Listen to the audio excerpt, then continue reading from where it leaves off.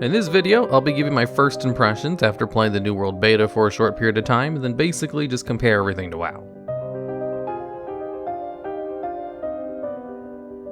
First off, the combat.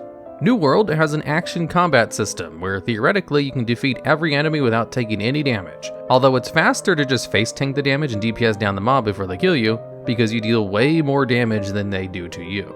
Or at least in the early levels, that's how most MMOs work. There was one situation where I accidentally pulled like 10 wolves, and I thought for sure I was going to die, but I managed to not. The only time I did die was when I went AFK to go let my dogs outside. Now, the way the combat works is basically you just spam your basic attack, and then occasionally use one of your cooldown abilities when they come up, although they have pretty long cooldowns, so there's a good chance you'll only be using your basic attack or your abilities once per fight. And there's also a dodge and block mechanic, which made the one boss fight I participated in the very intro level pretty interesting.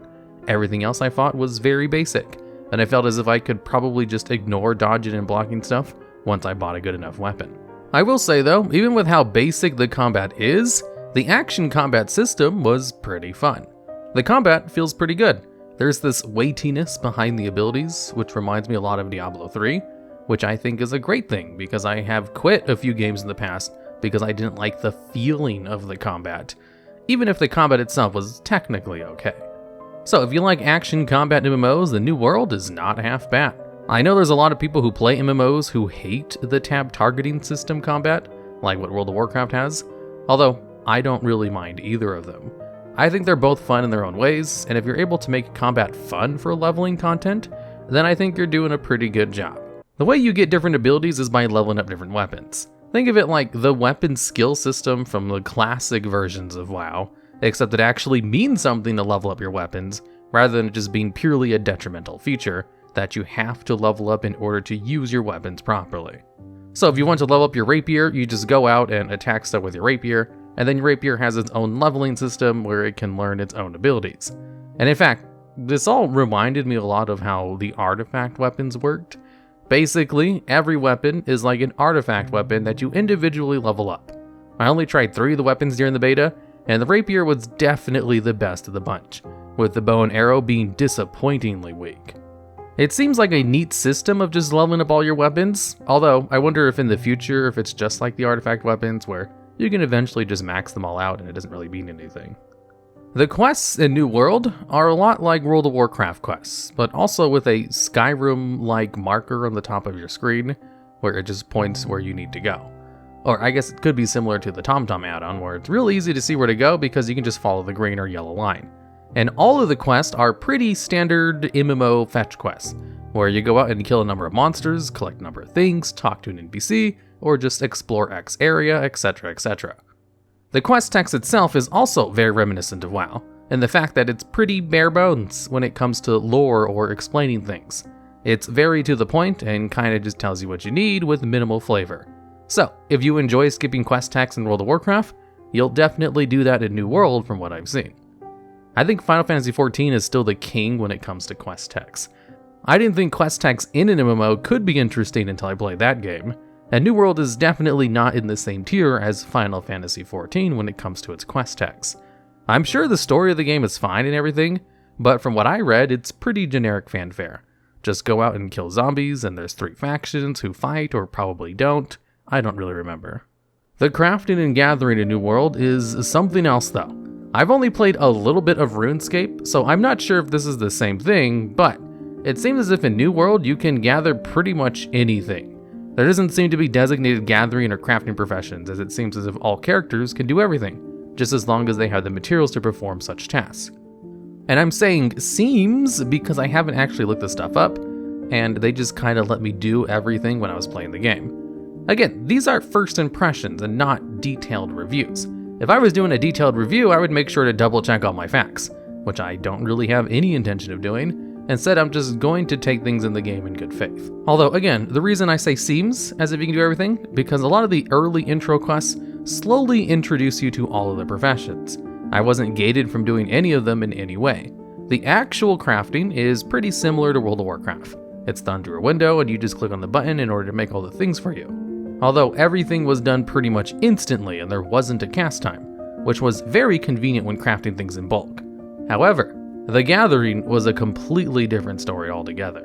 Gathering in the game was ridiculously time-consuming. You can also gather pretty much anything you come into contact with. All of the foliage and rocks could be picked up essentially. You could use your mining pick on the boulders out in the world. You could cut down pretty much any tree you saw. You could pick every branch that wasn't an obvious part of the floral environment. And they even had special herbs and trees and mining nodes, which required higher level gathering in order to pick up, which seems like what you would need for crafting stronger pieces of equipment. Although the gathering for some of the things just took a super long time. Like cutting down some of the trees could take 15 seconds of real-time animations. They don't actually have a timer with numbers in the game to allow you to see how long it's taking, but looking over the footage, I was able to time some of these gathering times, and I don't know if this is a standard in games like this, but 15 seconds for a tree seems a little excessive. I asked on my Twitter if this was a standard, or if there's like a name for this kind of system, and someone told me this is what's called immersive gameplay, which sounds fitting. It definitely feels like you're chopping down a tree for 15 seconds, although I didn't find that particularly enjoyable, because you basically just sit there and wait for your character to finish the animation for 15 seconds.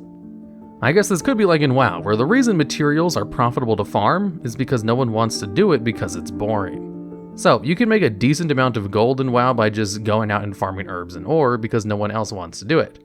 That's also why bots are seen very frequently trying to farm herbs. The herbs and stuff are very useful for everything you use in the game, but it's definitely not a fun thing to go out and collect yourself. Well, I guess I shouldn't use definite terms for these kinds of things because I know for a fact there are some people who enjoy farming and even fishing in WoW, even if I find it rather tedious. If you're one of those people who enjoy farming in World of Warcraft, then I'll bet you'll love the gathering system in New World, because I'm pretty sure you could spend all day just gathering non-stop, without having to run particularly far to a new node. I basically just did it long enough to see if I understood the system, and how long I needed to do in order to finish the few quests associated to gathering. Then I decided that was enough for me, and I ignored all the gathering as much as I could for the rest of my playthrough. They do allow you to gather pretty much anything, which is probably why stuff on the auction house was pretty cheap. Or maybe that was just because it was a beta that was only open for a short amount of time. I'll add a little update here to say that another person on my Twitter told me that the gathering speeds can be increased later on by like 500%, which would definitely make the gathering times a lot less tedious.